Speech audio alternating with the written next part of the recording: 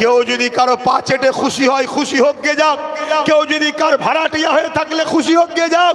উম্মতে মুহাম্মাদি কখনো কোনো বেঈমান দালালদের পা চাটতে পারে না। উম্মতে মুহাম্মাদি তো দুনিয়া এসেছে রাজত্ব করতে, কারো গোলামি করতে উম্মতে মুহাম্মাদি আসেনি।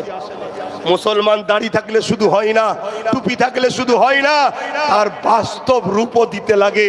তাই এই আন্দোলনে আমি যত পীর মাশায়েখ, যত দল সিলসিলা, যত যা আছে তার খাজে থাকবে যাক, মসজিদ বাঁচাবার স্বার্থে, মাদ্রাসা বাঁচাবার স্বার্থে, সিরাজ আখি হুজুরের ওয়াকাফ স্টেটকে বাঁচাবার স্বার্থে, সর্ব জায়গায় ওয়াকাফ যে সম্পদ আছে বাঁচাবার স্বার্থে আমাদেরকে সংগঠিত হওয়া দরকার আছে না নাই?